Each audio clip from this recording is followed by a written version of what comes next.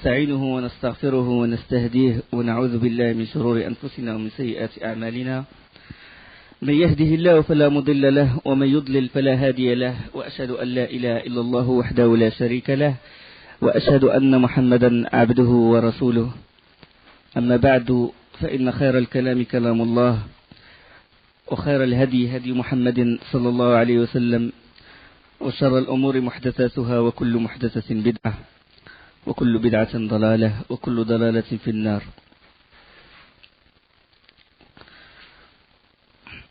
Le prophète sallallahu alayhi wa sallam, quand il était marié avec Khadija, et quand il avait, je crois, l'âge de 35 ans, se passa un événement important. C'est le renouvellement de la construction de la Kaaba. On dit qu'un torrent, il déferla sur la Kaaba, et alors les murs menacèrent de tomber. Ça, c'est une version. L'origine pourquoi les Qurayshites ils ont pensé reconstruire la Kaaba. La deuxième version, c'est qu'une femme avait l'habitude de parfumer le vêtement de la Kaaba, qui soit le Kaaba, et qu'une étincelle s'est échappé, il a touché le vêtement, le tissu, et alors le feu il s'est déclenché, il s'est propagé dans la Kaaba et a failli la démolir. Ça, c'est deux versions. Les historiens, ils nous rapportent deux versions. Alors là, les Qurayshites, ils sont réunis dans la maison de Nadwa, dans Dar Nadwa, et c'était longuement concerté au sujet de sa restauration, de la restauration des murs de la Kaaba, puisqu'ils menacèrent de tomber. Et alors là, en plus, il y avait un problème, c'est que la Kaaba, il était construite de pierre. Et ils savent qu'il faut du bois aussi. Et eux, les Qurayshites, n'avaient pas l'habitude de faire des constructions en bois. Ils faisaient des constructions en terre, en argile. Ils n'avaient pas cette habitude de faire construction en pierre et en bois. Et donc, là, ils savaient que la construction en pierre, elle a besoin de bois. Et donc, il n'y avait pas de planches dans le désert. Et Allah, subhanahu wa ta'ala, il a voulu qu'un bateau qui vient de Rome et qui s'est écrasé près de Jeddah. Un bateau venant, c'est-à-dire un bateau de commerce et tout. Il vient de Rome.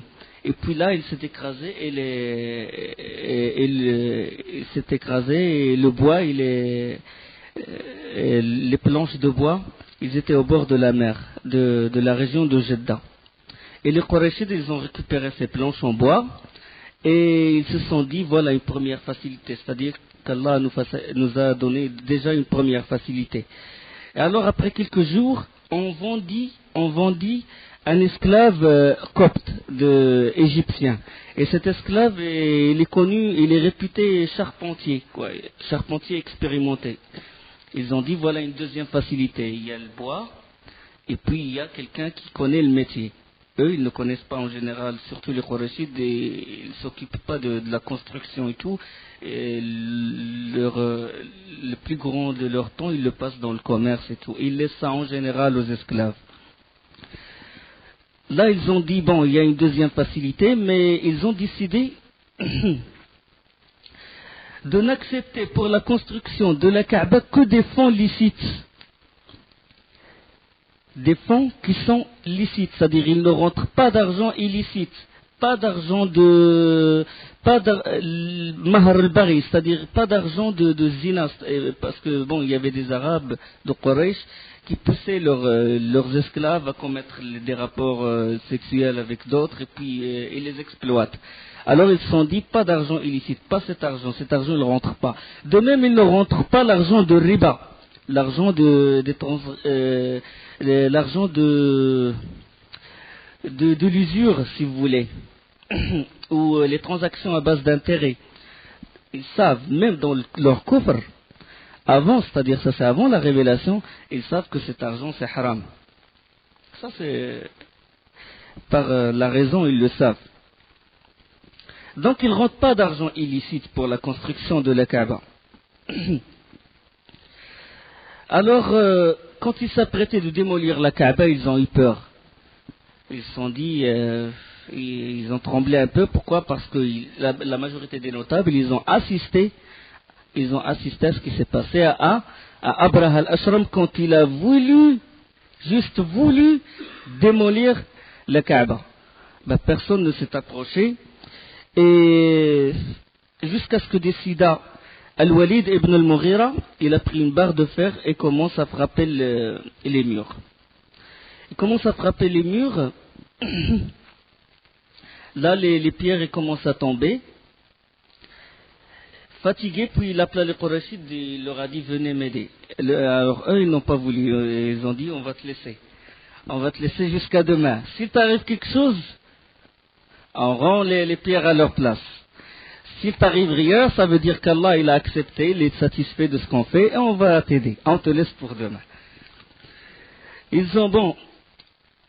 Le lendemain, Al-Walid ibn al-Mughira avec ses enfants, entreprenant le travail, et les Qurayshites d'alors se joignirent à lui. Alors la démolition elle fut achevée aux assises de Ibrahim, c'est-à-dire les fondations de Ibrahim alayhi salam. Et lorsque c'est-à-dire quand les murs ils ont rasé les murs jusqu'aux fondations, ils ont trouvé des pierres qui sont verdâtres et qui ressemblent aux bosses d'un éléphant. Des pierres verdâtres qui ressemblent, c'est-à-dire des extraordinaires. Alors, la Kaaba, comme j'ai dit, la Kaaba avant n'est plus comme aujourd'hui. Le Hijr était à l'extérieur, était à l'intérieur de la Kaaba. Le Hijr maintenant, vous voyez le petit arc à l'extérieur de la Kaaba. Le petit arc, il n'était plus à l'extérieur, il était à l'intérieur. Il était à l'intérieur de la Kaaba, parce que la Kaaba, elle était plus grande. Elle était plus grande que maintenant, plus large que maintenant. Elle est moins haute, mais elle était moins haute, mais elle était plus large. C'est-à-dire que le Hijr, il faisait partie de la Kaaba. Et la Kaaba, elle avait deux portes. Une porte d'où on rentrait, une autre porte du côté opposé où on sort. Et les deux portes étaient à même la terre, c'est-à-dire il n'était pas surélevé la porte. Là, comme l'a décrit le prophète sallallahu alayhi wa sallam dans le hadith authentique de Bukhari, quand il y avait la prise de la Mecque, et hadith rapporté par Aïcha, il a dit: oh Aïcha, si tes compatriotes ne venaient que récemment se libérer de la mécréance, j'aurais démoli le Kaaba et je l'aurais construit sur les assises de Ibrahim. Et j'aurais rentré le Hijr et j'aurais mis deux portes, une porte d'où on rentrait et l'autre d'où sortir. Donc le Hijr, il faisait partie de la Kaaba. Mais les Qurayshites, ils avaient deux choix. Soit de la construire plus large, mais avec de l'argent illicite, parce qu'ils n'avaient pas d'argent suffisant. L'argent halal, il n'était pas suffisant. Ou bien de la faire plus étroite, mais avec l'argent halal. Ils ont pris le deuxième choix et ils ont fait sortir Hijr Ibrahim. Ils l'ont fait sortir. Et c'est pour ça que le prophète sallallahu alayhi wa sallam, il a voulu faire ça. Il a voulu démolir la Kaaba et la refaire sur les assises d'Ibrahim alayhi salam et rentrer le Hijr. Mais il a dit une chose, c'est qu'il a dit à Aïcha que si les Qurayshides ne venaient que récemment de se libérer de la mécréance, j'aurais démoli le Kaaba. Donc il a voulu changer un mal, puisque ce mal il va aboutir à un mal plus grand. Il se peut que des Qurayshides qui viennent de rentrer à l'islam, ils voient la Kaaba se démolir, il se peut qu'ils apostasient leur religion et qu'il y aura une fitna. Donc le prophète sallallahu alayhi wa sallam n'a pas voulu faire ça. Bien que c'est un mal, normalement il doit la refaire sur Qawa'id Ibrahim. Mais il l'a laissé et il a fait tawaf autour, il l'a laissé comme elle est. Donc ça c'est une règle, que si on veut changer un mal et que ce mal va aboutir à un mal plus grand, on ne le change pas. D'accord, ça c'est une règle. Bon, ils ont préféré construire le Kaaba plus petite, avec de l'argent licite. Ils creusèrent les assises, comme j'ai dit tout à l'heure, jusqu'à atteindre les pierres verdâtres qui ressemblent au dos de chameau. C'était des pierres qui sont enchevêtrées les unes aux autres. Alors l'un d'eux, il a mis une barre pour extirper l'une de ces pierres. Alors là, une lumière a jailli, a failli aveugler la personne, et la barre tomba de ses mains. Là, ils ont su qu'ils doivent s'arrêter aux pierres verdâtres. Ils ont construit au-dessus de ces pierres verdâtres. Quand les murs furent élevés, et qu'on arriva à l'emplacement de la pierre noire, ils se disputèrent l'honneur de poser la pierre noire à sa place, à l'angle yéménite oriental. Alors, chaque tribu, il a voulu s'arroger l'honneur de poser la pierre noire. Cet honneur. À chaque fois qu'il y a un problème d'honneur, là, ils peuvent donner tout pour l'honneur. Il y a d'autres pour l'argent et tout. Mais les Arabes, dans leur tête et tout, si on veut vraiment savoir le comportement des Arabes, comment ils réfléchissent, question d'honneur. Ils ne baissent pas de la tête quand il s'agit d'une question d'honneur. Et c'était bénéfique pour l'islam, pour des hommes comme ça. C'est-à-dire quand on oriente la pensée de la personne, au début il était jaloux et tout pour l'honneur, il ne baisse pas la tête pour l'honneur. Après, quand il se convertit à l'islam, il est toujours solide, il reste toujours un homme, quoi.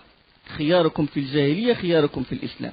Les meilleurs d'entre vous dans le jahiliya qui ont eu l'honneur et qui protègent leur honneur, ils sont les meilleurs dans l'islam. L'exemple de Omar ibn Khattab radiyallahu anhu et d'autres, Hamza et d'autres. Alors ils se disputèrent l'honneur de poser la pierre noire. La pierre noire, on connaît notre aqidah là-dessus. Quelle est notre aqidah concernant la pierre noire?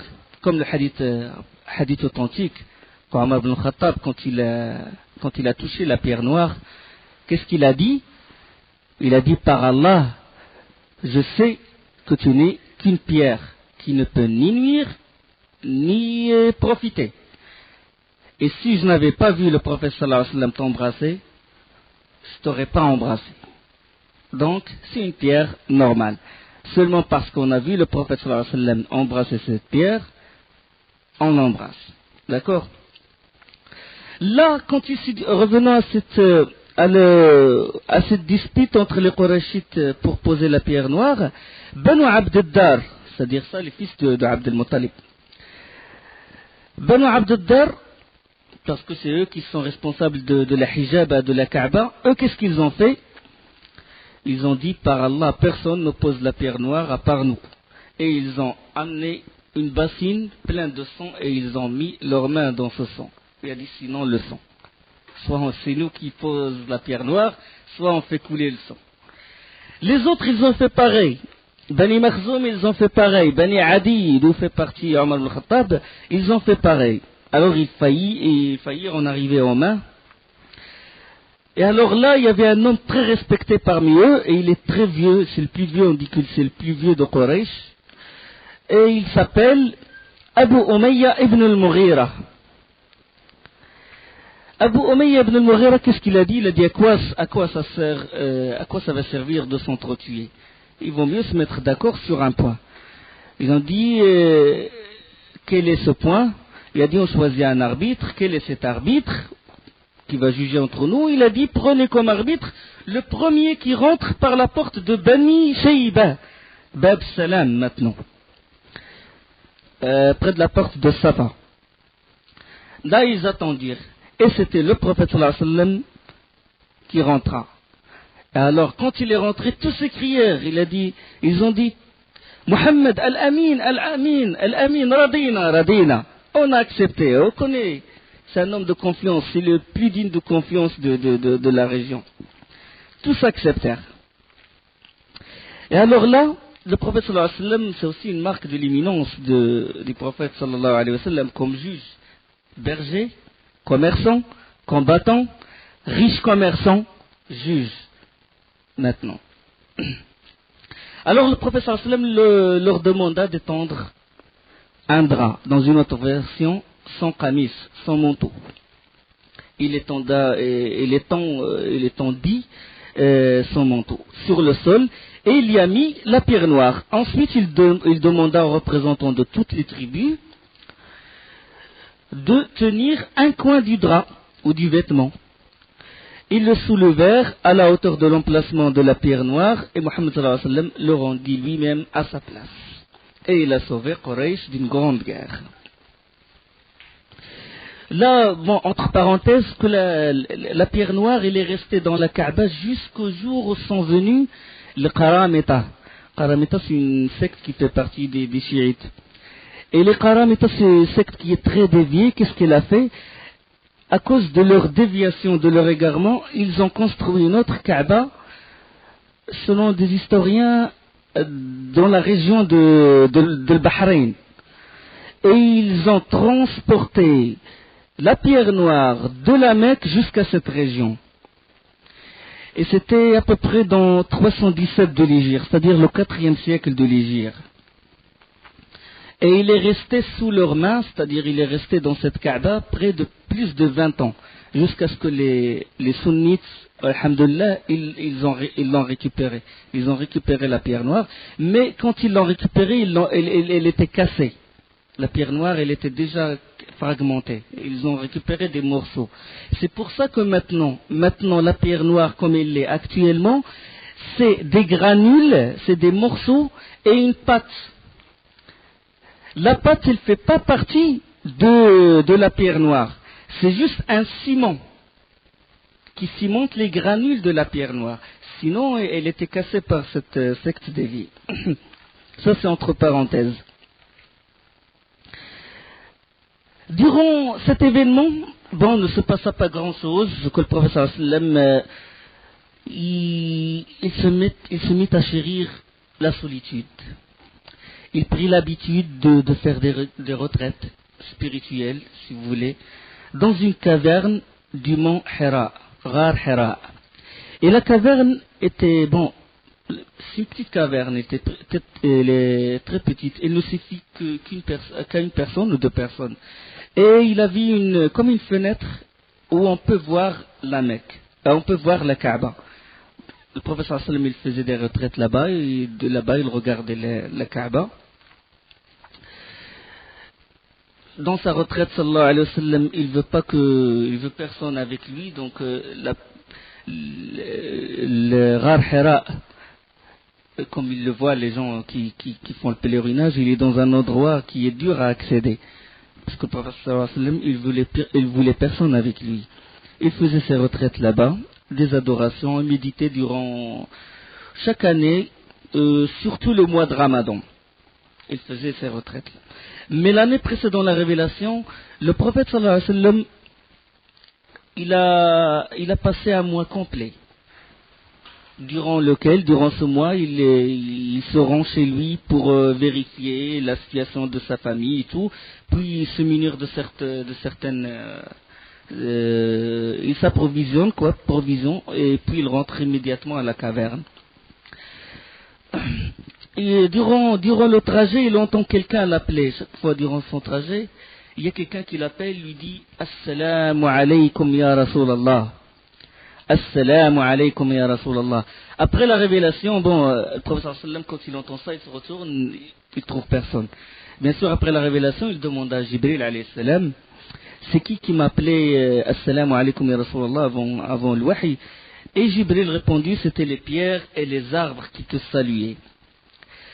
Il y a autre signe, il y a aussi avec ce salut-là des pierres et des arbres, il y a autre chose aussi, c'était les visions véridiques. C'est-à-dire avant la révélation, le professeur sallam avait toujours des visions véridiques. Selon le hadith de Aïcha radiallahu anha, il a dit que l'un des premiers signes de la révélation fut la vision véridique durant son sommeil. Jamais il ne faisait un songe qui ne se révéla aussi clair que la lumière qui jaillit à l'aube. C'est-à-dire, il fait un songe et puis il se réalise. Tout ce qu'il voit durant son sommeil, il se réalise. Ça, c'était les précurseurs, si vous voulez, de la venue de la révélation. Concernant la vision véridique, le prophète sallallahu alayhi wa sallam, il a dit la vision véridique, elle est une partie des 36 parties de la prophétie.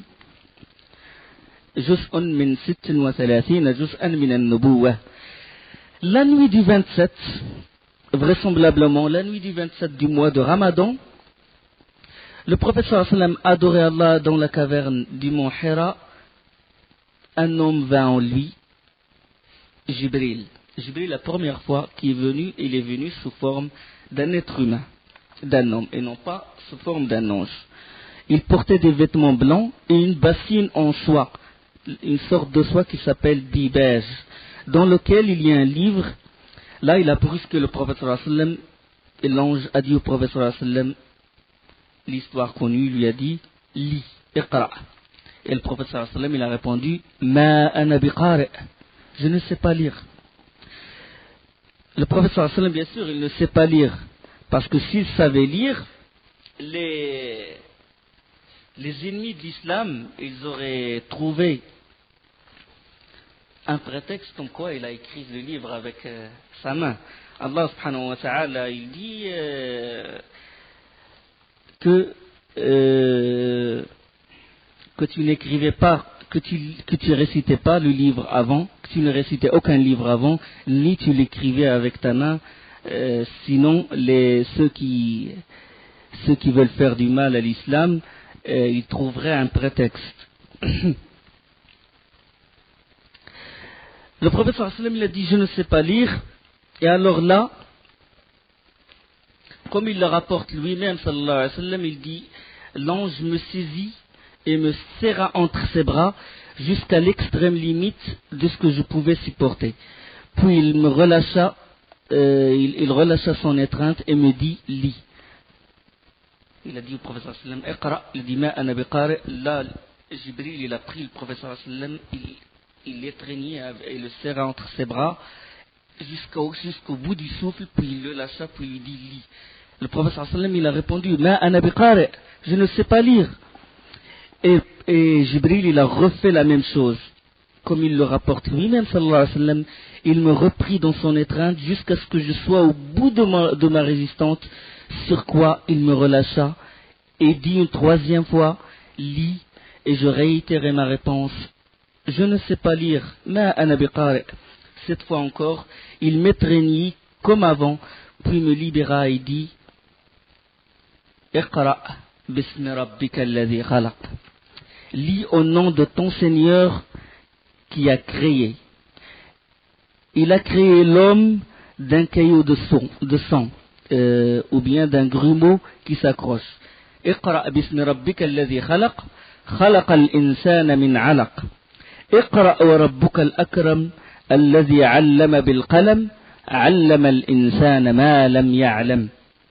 Lis au nom de ton Seigneur qui a créé. Il a créé l'homme d'un caillot de sang.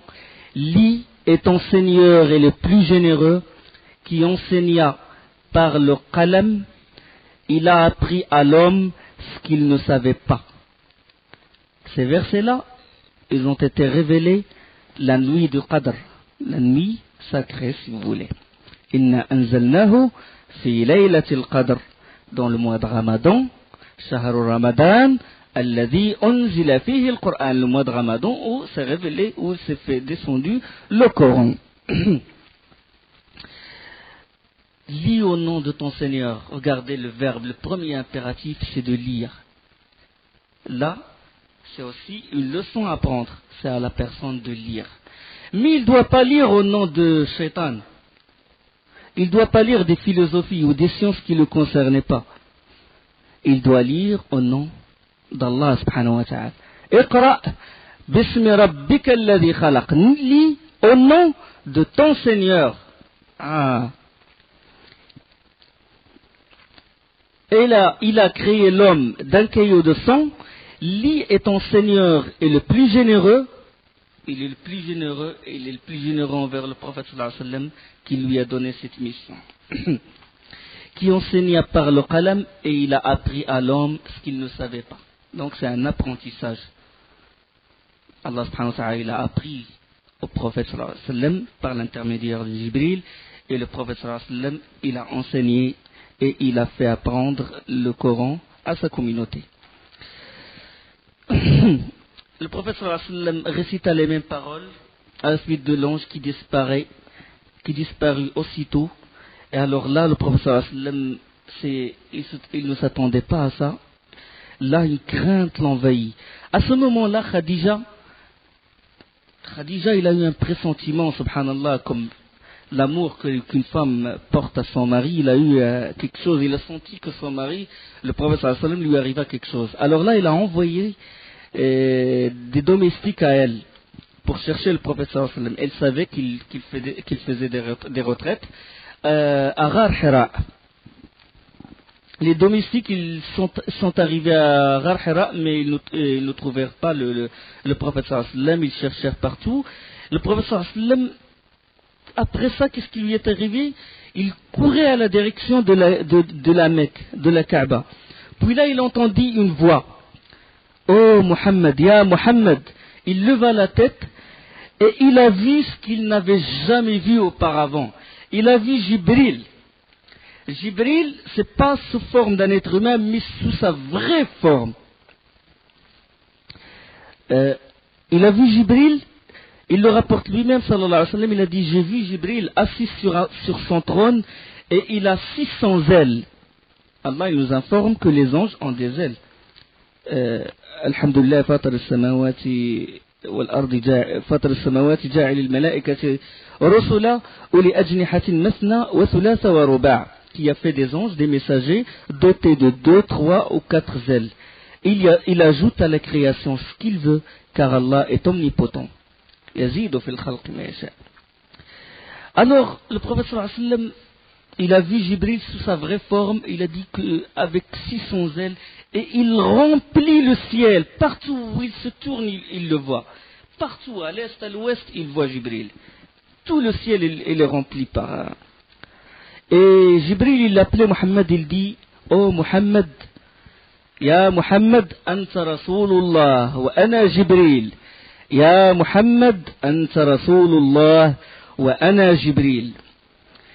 Le prophète sallallahu alayhi wa sallam, envahi par la peur et figé, il ne peut pas bouger parce que cette scène, en regardant Jibril, ce qu'il n'avait jamais vu auparavant, il était émerveillé par son regard, il était figé, saisi, il ne peut pas bouger. Là, cette scène, Allah subhanahu wa ta'ala, il l'a décrit dans le Coran, dans Surat al-Najm. يقول سبحانه وتعالى والنجم إذا هوى, par l'étoile à son déclin. ما ضل صاحبكم وما غوى, votre compagnon ne s'est pas égaré, il n'a pas été induit en erreur. وما ينطق عن الهوى, il ne prononce rien sous l'effet de la passion. إن هو إلا وحي يوحى, ce n'est rien d'autre qu'une révélation inspirée. علمه شديد القوى, que lui a enseigné celui qui a la force prodigieuse. C'est qui a la force prodigieuse? C'est Jibril. علمه شديد القوى ذي قوة عند ذي العرش مكين. Allah subhanahu wa ta'ala, il a parlé de Jibril comme quoi il a une force prodigieuse. Jibril, Ra'is al-Malaika, la tête, c'est lui qui est le chef, si vous voulez, des anges. C'est lui qui a le privilège de ramener le message au prophète, le seul, Jibril alayhi salam. Il a une force prodigieuse qu'avec le bout de son aile, il a renversé une cité entière de fond en comble. Ja'ala 'aliyaha safilaha. Le bout d'une aile. La force prodigieuse des anges. Donc on déduit là une chose concernant l'aqida, l'iman bil malaika, croyance, si vous voulez, l'un des piliers, iman billahi wa malaikati malaika, que les anges ont des ailes. D'accord? Allah nous a informé qu'ils ont des ailes. Comment ils sont ces ailes? Allah ne nous a pas informé comment elles sont.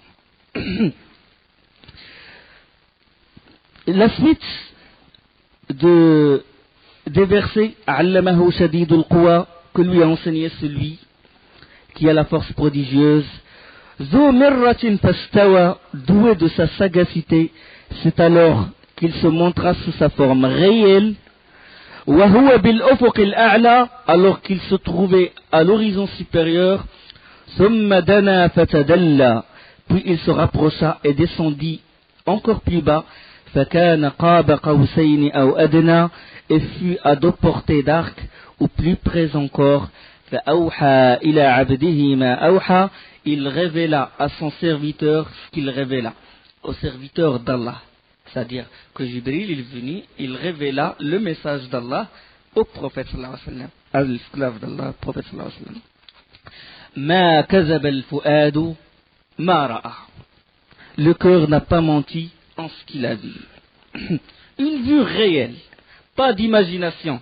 Je dis ça parce que des sectes égarés, ils en parlent. Ils disent que c'est une imagination, c'est une illusion. Ce n'est pas une imagination et ce n'est pas une illusion. C'est une vraie vue, une vue réelle. Le prophète sallallahu alayhi wa sallam, il n'a vu Jibril sous sa vraie forme que 2 fois. 2 fois. Durant toute la période de révélation. 2 fois. Parce que des fois, il venait sous la forme d'un être humain, comme on a dit tout à l'heure. Selon un hadith, dans un hadith de Bukhari, selon Al-Harith ibn Hashim, ou Al-Harith ibn Hisham, il demande au prophète sallallahu alayhi wa sallam comment lui venait la révélation. Et alors le prophète sallallahu alayhi wa sallam, il a répondu, parfois il me vient pareil à la résonance d'une cloche, et il est pour moi le plus pesant. Quand il prend fin, j'ai assimilé ce qui a été révélé. Et parfois, l'ange se présente à moi sous les traits d'un homme, il me parle et je comprends ce qu'il dit. Donc ça c'est l'une des façons de l'wahi. Je continue les versets de Sourate An-Najm. أَفَتُمَارُونَهُ عَلَى مَا يَرَى. Lui contestez-vous donc ce qu'il voit.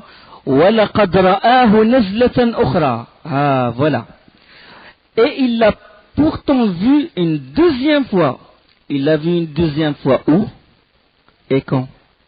Il l'a vu une 2e fois, la suite des versets, عند سدرة المنتهى, près de la Sidrat al-Muntaha. Sidrat al-Muntaha, c'est quoi? Sidrat al-Muntaha, c'est le lotus de la limite, c'est-à-dire un arbre qui est au 7e ciel. Au 7e ciel. C'est-à-dire un arbre, puis de l'arbre, il y a Arsh al-Rahman et Allah subhanahu wa ta'ala au-dessus de son trône. C'est-à-dire lors du voyage nocturne, lors de l'Isra ou al-Mi'raj, quand le prophète sallallahu alayhi wa sallam, il a subi l'ascension, corps et âme, de Masjid al-Aqsa, Jérusalem actuellement, qu'Allah le rend en main des musulmans, inshallah, de Masjid al-Aqsa jusqu'au 7e ciel, jusqu'à Sidrat al-Muntaha. Donc, la première fois, au début de la révélation, et la 2e fois, c'est-à-dire lors du voyage nocturne, l'Isra ou al-Mi'raj. Comme j'ai dit, Jibril il est partout à l'est, à l'ouest, comme l'a vu le prophète sallallahu alayhi wa sallam, barrant l'horizon. Puis l'ange, après, il disparut et le prophète sallallahu alayhi wa sallam, il est rentré chez lui terrifié. Et dès que Khadija l'a vu, elle a remarqué ceci, le prophète sallallahu alayhi wa sallam, frémissant, il dit, couvrez-moi, couvrez-moi, dassirouni, zammilouni, dassirouni. Il tremblait. Et il répliqua, là, Khadija, il l'a soutenu, il a dit, peut-être que tu crois que tu es touché par quelque chose, Khadija. Comme regardez la force de la femme et la confiance de la femme sur ce qu'elle va dire au prophète sallallahu alayhi wa sallam. Il a dit, par Allah, il ne t'arrivera aucun mal, ne crains rien. Il lui a dit, il l'a vu dans cet état et il l'a consolé avec ses paroles, avec cette confiance totale. Il a dit au prophète sallallahu alayhi wa sallam, ne crains rien, Allah ne t'abandonnera jamais, car tu fais du bien à tes proches parents, tu assumes de lourdes responsabilités, tu pourvois les dénués, tu traites généreusement les hôtes, et tu soutiens ceux qui défendent les justes causes. Regarde ce qu'elle a énuméré comme signe d'éminence du prophète sallallahu alayhi wa sallam. Il a dit, Allah, il ne t'abandonnera jamais, puisque tu fais ces choses-là. Tu assumes de lourdes responsabilités. Tu visites tes proches parents. Regardez la femme, subhanallah, une vraie femme, comment Normalement, les femmes d'aujourd'hui, ils doivent prendre comme référence ces femmes-là, pas les femmes occidentales, les femmes qui sont dans le coffre. Maintenant, c'est le contraire. Quand le mari il va visiter ses parents, alors là, il va se retrancher ses ailes, se mettre en colère, il va avoir, comme ils disent,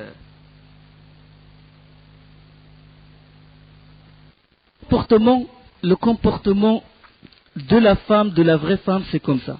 Il a dit, Allah il ne t'abandonnera jamais puisque tu fais ce genre de choses. كلا والله لا يخزيك الله أبدا إنك لتصل الرحم وتحمل الكل وتكسب المعدوم وتقري الضيف وتعين على نوائب الحق. Il le laissa jusqu'à ce que la peur se dissipa. Alors là, Khadija, radiallahu anha, elle a trouvé son cousin. Son cousin, il s'appelle Waraq ibn Nawfal. On va parler de Waraq ibn Nawfal.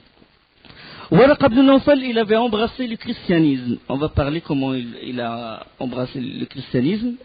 Il a étudié la Torah et l'Évangile, et il sait que cette époque-là, cette période, c'est la période de la venue d'un prophète. Là, le prophète sallallahu alayhi wa sallam, il exposa les faits à Waraq ibn Nawfal, et Waraq, étonné d'écouter le récit du prophète sallallahu alayhi wa sallam, tout ce qu'il disait, il coïncide vraiment avec les signes qu'il a dans la Torah et dans l'Injil.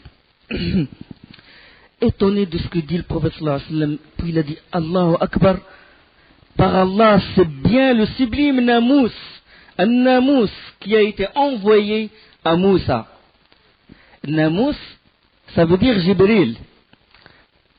Namous al-Akbar. Innahu al-Namous al-Akbar alladhi unzila ala Moussa. Parce que Jibril s'appelait aussi, Namous, il s'appelait aussi Ar-Ruh. Ar-Ruh. فأرسلنا إليها روحنا فتمثل لها بشرا سويا. Allah a envoyé Ruh, ça veut dire Jibril, à Maryam. Il a pris la forme d'un homme parfait. تعرج الملائكة والروح إليه, ça veut dire vers Allah montent les anges ainsi que Ruh, ça veut dire Jibril. Ruh al-Qudus, وأيدناه بروح القدس, on l'a soutint Ruh al-Qudus par Jibril, avec Jibril. إنه الناموس الذي أنزل على موسى. Puis là, il dit une parole. Il dit, ah, si j'étais jeune le jour où tu seras expulsé par ton peuple. Il a dit ça au prophète sallallahu alayhi wa sallam. Le prophète sallallahu alayhi wa sallam, il a répondu, il dit quoi? Ils vont m'expulser? Et là, Waraq ibn Nawfal, il donnait au prophète sallallahu alayhi wa sallam une leçon de l'épreuve que doit subir n'importe quel prophète. Et il a répondu, nul n'est venu avec ce message avant toi sans qu'il ne se soit fait des ennemis. Nul, tous les prophètes, ils ont subi des épreuves. Ashaddukum bala al-anbiya, thumma al-amsalu fal-amsal. Ceux qui ont subi les grandes épreuves, les plus grandes épreuves, c'est les prophètes. Et à leur tête, le prophète sallallahu alayhi wa sallam, thumma Nuh, thumma Ibrahim, thumma Moussa, thumma Isa, khams ulul azm, puis les autres prophètes après eux. Et après les prophètes, les savants, les hommes de bien, les gens qui propagent, les savants qui propagent la vérité. Al-amsal fal-amsal, les meilleurs et après c'est les meilleurs. Il a dit, si je restais vivant jusqu'à ce jour, je te prêterai main forte. Waraq ibn Nawfal a dit ça au prophète sallallahu alayhi wa sallam. Le prophète sallallahu alayhi wa sallam, il a eu ce qu'on appelle un nubuwah par la sourate de Iqra. Remarquez que la sourate Iqra, il n'a pas été révélé entièrement au prophète sallallahu alayhi wa sallam. Il n'a pas été entièrement révélé au prophète sallallahu alayhi wa sallam.